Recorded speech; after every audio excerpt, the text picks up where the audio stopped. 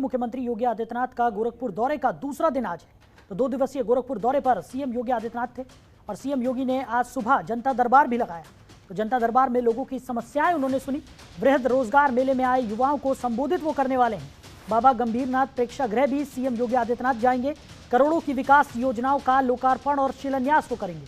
तो दिव्यांग जनों को मोटराइज्ड ट्राईसाइकिल का वितरण भी सीएम योगी आदित्यनाथ आज करने वाले हैं और 2 पर्यटक बस और 10 इलेक्ट्रिक बसों को भी हरी झंडी सीएम योगी दिखाएंगे। बड़ी खबर आपको बता रहे हैं। तो सीएम योगी आदित्यनाथ गोरखपुर के 2 दिवसीय दौरे पर हैं। आज उनके गोरखपुर दौरे का दूसरा दिन है।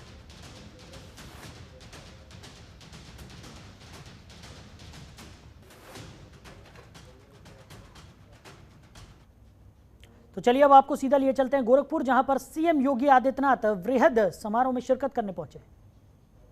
1 एकड़ खेती की में दवाई छिड़काव में 1 दिन लग जाता है। कितनी बार जाएगा वो छिड़काव करते करते? दूसरा उसके स्वास्थ्य पर कीटनाशकों का जब अपने हाथों से छिड़काव करेगा कितना दुष्प्रभाव पड़ता होगा।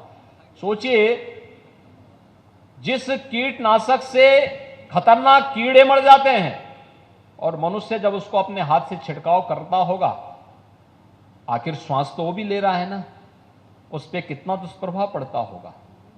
लेकिन हमारा किसान भाई इसको करता रहा है। लेकिन अब तकनीक आ गई, अब हम ड्रोन के माध्यम से छिड़काव करेंगे।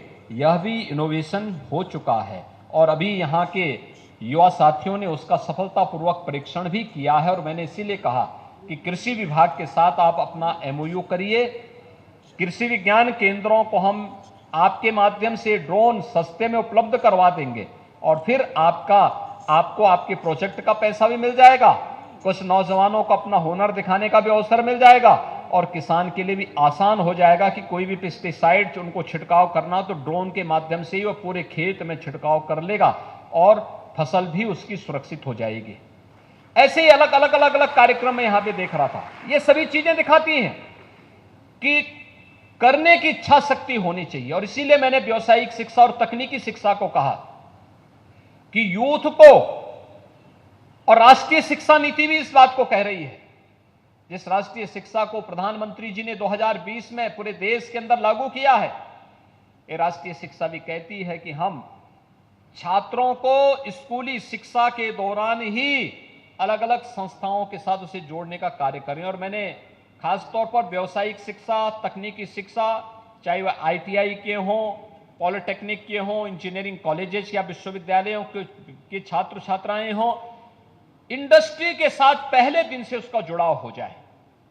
मेडिकल और पैरामेडिकल से जुड़े हुए, नर्सिंग से जुड़े हुए जो हमारे प्रशिक्षु हैं, उनको पहले दिन से ही हॉस्पिटल और मेडिकल कॉलेज से पहले दिन से उसको आप जोड़ दीजिए। ये फील्ड ऐसे जितना उसके पास अनुभव होगा उतना ही वह अपने आप को उतना ही मजबूत पाएगा। और मुझे लगता है वह समय आ चुका है जब हम अपने युवाओं के लिए ये मंच उपलब्ध करवाने का कार्य करें। हम लोगों ने तय किया है, वर्तमान में हमारी सरकार, राज्य की सरकार एक अभियान चला रही है। एक कार्यक्रम तो हम पहले से चला चुके हैं।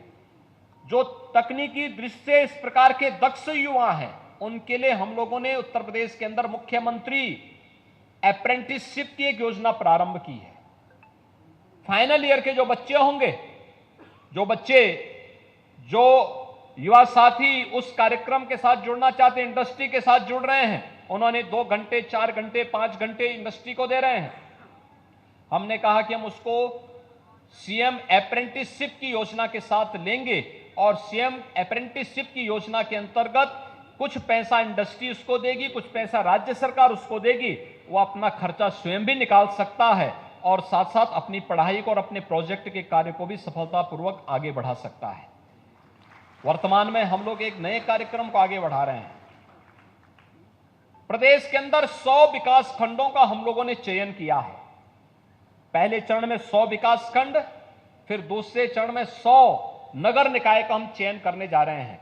और इन सभी नगर निकाय हो या विकास खंडों में एक एक नौजवान को मुख्यमंत्री फेलोशिप के रूप में हम वहां पर तैनात करने जा रहे हैं, जो राज्य सरकार की इन योजनाओं के प्रति हर दिन उसको हम टैबलेट देंगे, वह हर दिन उसके लिए हम आवासीय सुविधा भी देंगे, उसको एक मानदेय भी देंगे और उसको हम कहेंगे कि आपको इन योजनाओं की प्रतिदिन जाकर के विजिट करके इसको अपडेट करना है और इसको अपलोड करके हमें उपलब्ध करवाना है, जिससे हम उस विकास खंड की प्रगति के बारे में जानकारी ले सकेंगे।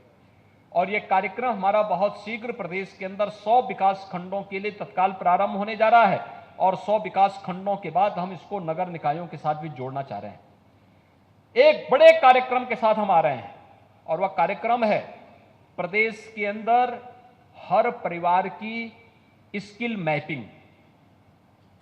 हर परिवार की, उत्तर प्रदेश के अंदर जितने परिवार होंगे उस हर परिवार की मैपिंग होगी कि वह परिवार शासन की किन किन योजनाओं को प्राप्त कर रहा है, नंबर 1। दूसरा, उस परिवार के साथ कितने ऐसे लोग हैं जिन्हें सरकारी नौकरी मिली है या जो लोग रोजगार प्राप्त कर रहे हैं, और कितने ऐसे परिवार हैं जिनको कहीं से भी न सरकार की किसी योजना का लाभ मिला है और न ही कोई रोजगार या नौकरी ही प्राप्त हुई है। ये सभी हम एक साथ जोड़ करके कार्य प्रारंभ करने जा रहे हैं और जैसे हमारे पास डाटा आएगा, आप देखना जितने बचे हुए ऐसे परिवार होंगे जिस परिवार को शासन की कोई सुविधा नहीं प्राप्त हो रही है लेकिन वह उस नीडी है, उस किसी एक आवश्यकता के लिए उसकी आवश्यकता है, सरकार उसके लिए स्पेशल कार्यक्रम चलाएगी, उस परिवार को भी इस सुविधा का लाभ मिलना ही चाहिए, सरकार इसको सुनिश्चित करेगी। उन परिवारों को हम चिन्हित करने जा रहे हैं जिन परिवारों को कोई नौकरी, कोई रोजगार या स्वरोजगार कभी नहीं मिला है और कुछ भी उनके पास नहीं है। उन परिवारों को किसी एक सदस्य को रोजगार के साथ जोड़ने के एक बृहद कार्यक्रम के साथ सरकार आगे बढ़ रही है और इस प्रकार का बृहद रोजगार मेला उस अभियान के लिए एक आधार का काम करेगा। आज 136 कंपनियों के प्रतिनिधि यहां पर आए हैं जो आपको रोजगार पत्र यहां पर उपलब्ध करवाएंगे। आज के इस अवसर पर हमने लक्ष्य रखा है कि गोरखपुर समेत पूर्वी उत्तर प्रदेश के 10,000 नौजवानों को नियुक्ति पत्र प्राप्त हों और 10,000 नौजवानों के लिए रोजगार मेला यहां पर उत्तर प्रदेश तकनीकी शिक्षा, व्यावसायिक शिक्षा, कौशल विकास के साथ साथ मदन मोहन मालवीय प्रौद्योगिकी विश्वविद्यालय के सहयोग से MSME विभाग के माध्यम के साथ खबरों के निष्पक्ष विश्लेषण के लिए सब्सक्राइब करें Janatantra TV and press the bell icon. Never miss any update.